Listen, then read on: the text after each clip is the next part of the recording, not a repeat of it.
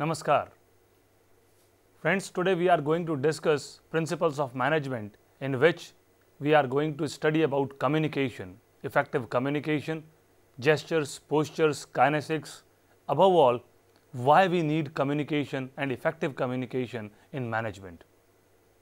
The first thing that I would like to state that we are never not communicating. Whenever we state something, we feel we are communicating. How I speak, how I talk, how I walk, how I eat, each and every activity of my life conveys something, communicates something.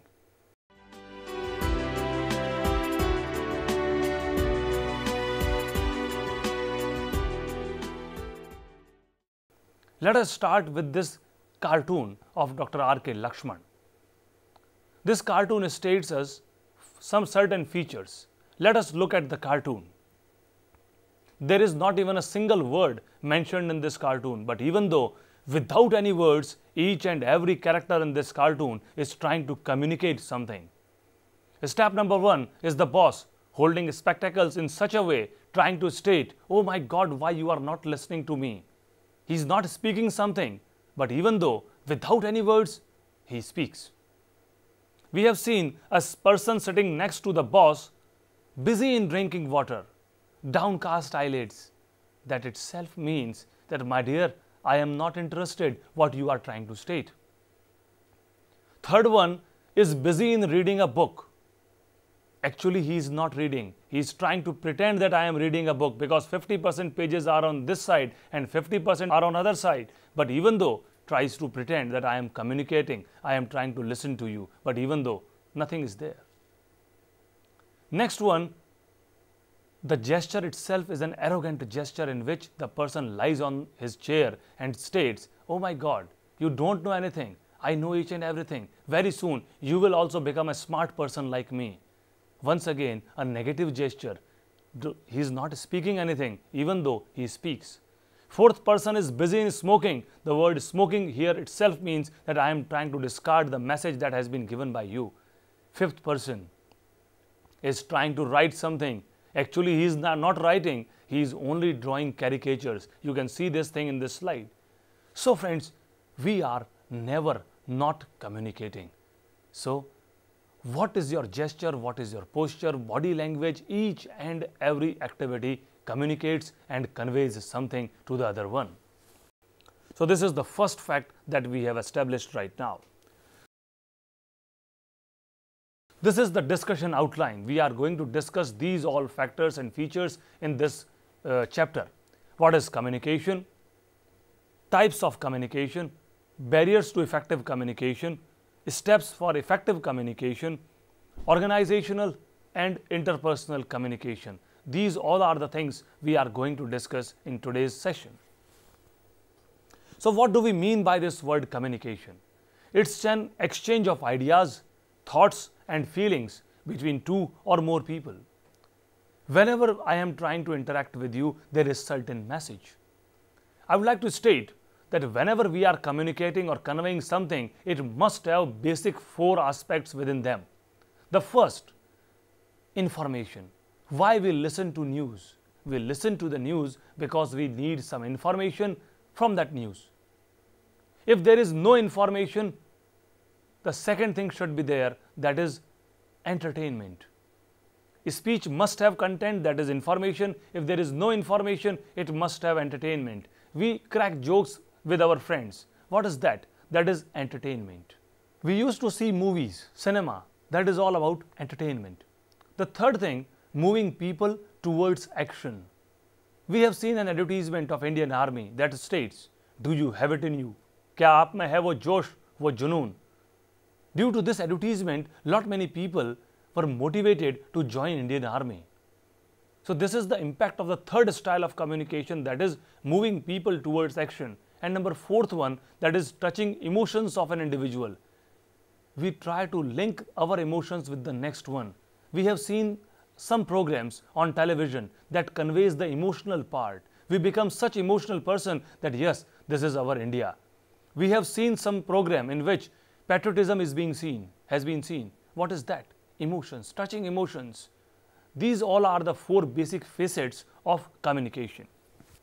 Communication should not be one way. That's what you have seen in this slide. That is, boss is giving communication to the employee. It must be a two-way process. Mind it, whenever only I am speaking to you, that is not communication. Communication means not merely speaking, but listening part also is communication. 50% part should be there for listening also. That is the part of effective communication. Something that should be studied before moving further. In what way you communicate? In what way you convey your thoughts? Try to evaluate right now. First one, when you are speaking to someone, style number 1. Your words are negative, but your body language is positive. Try to see how the words are negative and body language can be positive. Sir, you right now invited me for some important work, but as per your guidance, we are excessively busy in preparing the sheets of taxation. Sir, if you permit, can I do this work tomorrow or day after tomorrow? Please, sir. In this case, my body language was positive, but my words were negative. I have told no to my boss, to my colleague, but even though this does not hurt anyone. But try to see the counterpart when my words will be positive and my body language will be negative. Sir, I have never said no to your job anytime.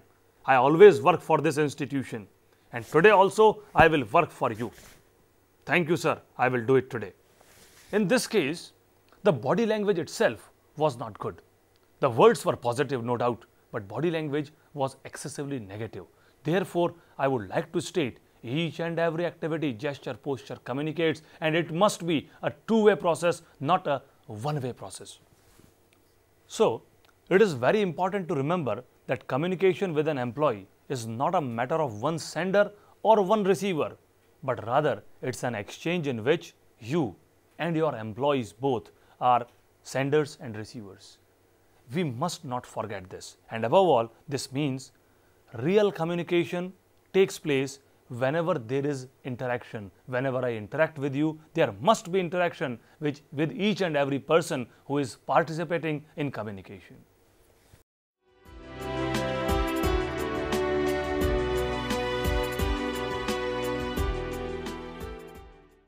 Certain functions of communication. The basic formula is known as BEEPs. B stands for body language. What is your gesture and posture while communicating with someone? If this is the style, that means I have tried to create a barricade between you and me. If this is the style in which the person is trying to leaning back, this is not fair. Negative gestures are there. One must take care of gestures and postures also. So what is your body language? That is very important while conveying your thoughts to someone.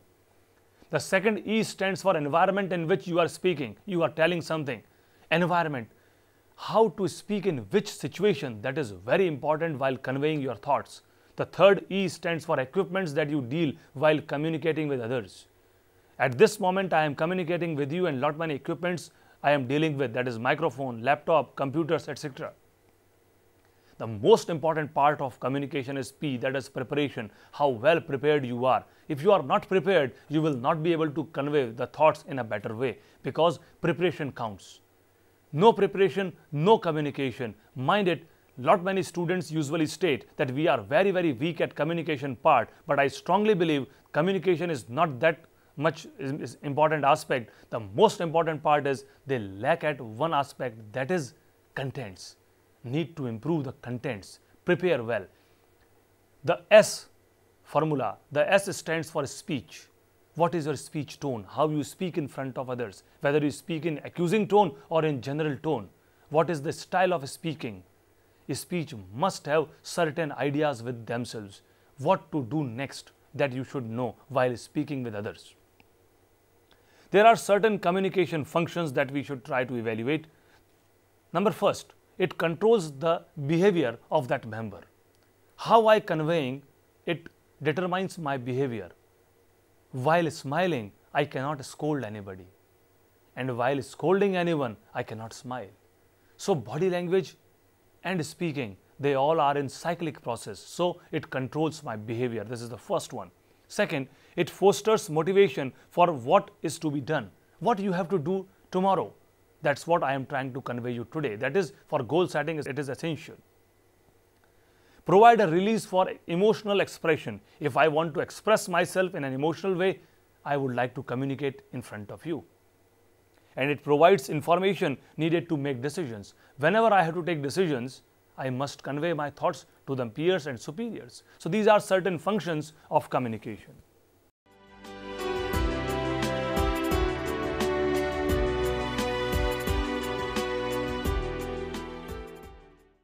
These are certain goals of communication. Why do we communicate? Number one, to change the behavior of an individual. I told my younger brother, my dear, study properly so that you can do well in your examinations. That's what I want to change his behavior, that he is not studying presently, now he must study properly. Number second, to get into action.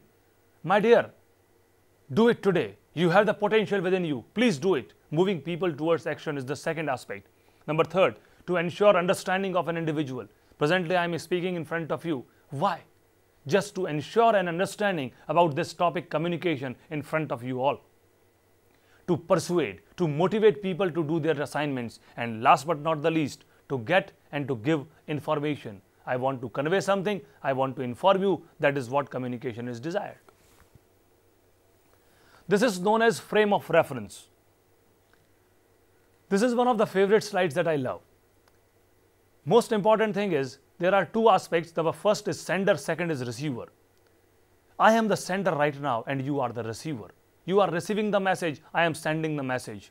Research has shown that 70% of the communication is often misinterpreted, disliked or dejected. Even the language and style of communication is similar. So we must never forget that only 30% part will remain common between you and me. Whenever it comes to research, Ohio State University has conducted, they said that only 30% part of sender and receiver can be common. Rest all things are different in nature. So, let us start with the next aspect, what research has shown. This is what is communication. Whenever I am communicating to you, 7% communication, merely 7% is through words. That means words are not that much important while communicating your thoughts. Only 7% words that are having an impact on communication. This is a research conducted by Dr. Albert Mehrabian, who suggests that 7% communication is through words, 38% communication is through style, that is my facial expressions, how I speak, what my eyes are telling to you, my eye signals, hand gestures and postures, and above all, my energy level while communicating, and above all, 55% communication is only through body language. That means 93% of communication is not through words, it is only and only through non-verbal postures and gestures. That's what research has conveyed. These are certain terms that we must know before understanding this chapter. What do we mean by the word communication? That communication, the evoking of a shared or common meaning in another person. That is the first thing we need to remember. What is interpersonal communication? That is communication between two individuals. Interpersonal means two persons. Intrapersonal means communication that is taking place within me only. Interpersonal communication is communication between two or more people in an organization. Communicator, that means I am presently communicating, the person who is sending the message. Your father has told you something, he is the communicator. Receiver, the person who receives the message, who tries to understand the message. Message, the thoughts or the inner feelings that the communicator intends to evoke in the receiver. I want to state something to you. I asked my younger brother that, my dear, I have studied a book, Karma Yoga. Can you also study this book? He says yes. That means he has understood what I wanted to communicate to him. He is a good receiver. And the message has been conveyed in an effective way because he has understood what I wanted to state. Feedback. Feedback means whenever I have stated something to you, I ask you again, my dear, what do you feel? Have you understood? Any questions, any suggestions? That means I try to evaluate whether you have understood it or not. The word feedback means occurs when information is fed back to the sender that completes the two-way communication path. Language means the words, their pronunciation, and the methods of combining them used and understood by a group of people, that is language. Data. Data means uninterpreted and unanalyzed elements of a message. This is data. It has not been analyzed. It's in raw form. Information, when data has been analyzed in a meaningful way, that is called as information. Data with meaning to the person who interprets or analyzes them. Richness of communication means the ability of a medium to convey meaning to a receiver. Richness means at this moment I am directly communicating with you. It is a rich communication. Through video I am contacting you. But if it is merely an audio, the richness will be reduced because you cannot see my expressions. And whenever you come face to face with me, that is the most effective and the richest way of communication. So what is the difference between communication and effective communication? Let us study with an example. Two girls interacting. One states, do you know genes causes cancer? The word gene, gene, genetic code. We have already studied them in genetics. The second lady understands genes, they cause cancer. Now this is misinterpretation. The lady tried to convey something and something else has been conveyed to the next one. The difference lies in the gap, what was meant to be said and what the other person understood, or we would like to say misunderstood. So misunderstanding should be avoided while communicating.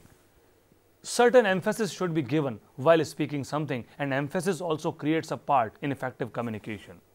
This is the impact of emphasis. I need this job right now. Emphasis is on I. I need this job right now. The emphasis is on need. I need this job right now. Emphasis is on this. I need this job right now. Emphasis is on right now. Once again, two examples. A woman, without her, man is nothing. Only one comma. A woman, without her, man is nothing. The second is, a woman, without her man, is nothing. Now in both the cases we have understood with the help of single comma, the whole sentence gets deteriorated. The meaning has been deteriorated and destroyed.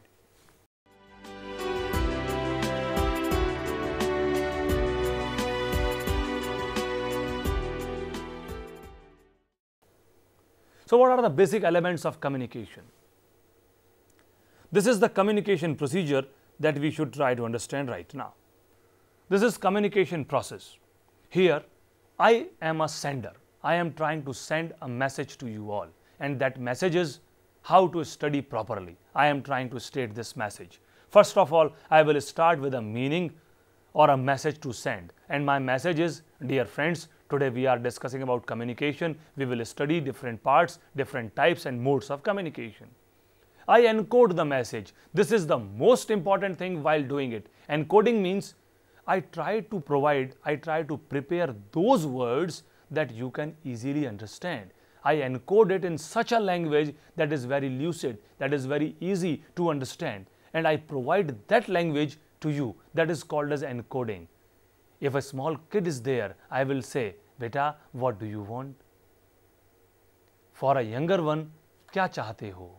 Now, both the cases, things are somewhat different. The style of communication differs from person to person. So, how you encode it? I am speaking in front of many learned people. I state, Dharyeti iti dharma. That means dharan karne yogya dharma hai. But when I speak the same thing to youngsters, I would like to say that dharma means basic duty of yourself. Now, in both the cases, the message is similar, but even though the encoding is different. Then comes, I will send the message through any of the media. I will use some media. The first media, for example, I will use, that is teleconferencing, I will use written communication, or some media I will use. That media also plays a vital role. Then comes, I will interact with a feedback. Feedback means what do you feel? What you suggest? What are your perceptions? Whether you have understood or not, I would like to have a feedback from you. And feedback is the most important thing while communicating. Then comes communication channels. Certain channels through which we can convey our ideas.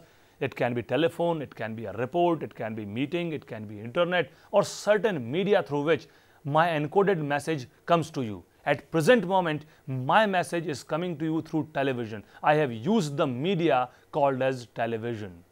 First of all, I was having a meaning with me, that is To teach you effective communication, I encoded it with the help of these PowerPoint slides and a program. Now I have chosen television as my media. After choosing it, it goes to receiver. Whether receiver has understood or not, that is the most important part. We have come across many issues that receiver doesn't understand, then it is not communication. If you are unable to understand what I have said, then it is not at all communication. It is just one-sided wordings. Only speaking from one side, it is not communication. Communication is a two-way process. Once at our college, I asked my students that we were having a great lecture of a great man, what you have understood. The student said, "Sir, lecture was brilliant, magnificent, wonderful, marvelous. We have never seen such a great lecture." I asked them, "What you have understood?" The boy replied, "Sir, English was brilliant, but we have not understood anything from that lecture." And what is that? When a receiver is not able to understand, that communication is a failed communication. So, whenever we are communicating, receiver's understanding should be taken into account. So, receiver receives the message, he decodes it and converts it into meaning. Decoding is also very important. One man states, "My dear, liquor is the worst thing that you may consume. You should see over here. When I put some insects in this liquor, they get dissolved. This is the worst thing that you consume in your life." The other person decodes it and states, "Sir, if we take liquor, we will be free of all the stomach-related worms." So this is not the way. You try to decode everything from your side, this is not fair. So you decode it into a meaningful thing. And the last is your response through the feedback system. This is the communication procedure that we have studied. As I stated, it's a two-way process. Feedback should not be from one side only. It's a two-way feedback. If I am telling you something, you should also state something to me. That is the real feedback. These are certain forms of communication that takes place at workplace. Formal and informal communication. The word formal communication means it's an official communication. There is no informal relationship. There is no mutual interpersonal trust and support between individuals. Everything is excessively formal. Communication in offices, that is communication through officially designated channels of message flow between organizational positions. That means within some positions we are trying to interact, it is formal communication. Official information exchange, either through written communication or verbal, it is also formal. And the third one, usually found in organizational charts, policy manuals or hierarchical structures. Wherever you feel that excessive formal communication is there, believe it, mutual trust, support and harmony within the staff is lacking. Wherever you feel that written communication is in excess, you must feel that, my dear, the trust and support is lacking somewhere else. Therefore, organizations should not become paper mills. That is the lesson we should try to understand from this part, that is formal communication. The second is informal relations and informal communication. This is episodes of interaction that do not reflect officially designated channels of communication. We are not merely concerned about official designations. We are interacting just like a family. The second is inherent and even a necessary aspect of organization. It is very necessary for organizational life. Because if we are not interacting in an informal way, if everything is formal, then the need for affiliation will not be satisfied. And above all, the people will be in deep trouble. And the third one, that is, it creates a relaxed and comfortable work culture and work climate. Persons feel relaxed. He feels that, yes, I am working here, there is no problem and no issue. Therefore, friends, this was just an introductory session of communication.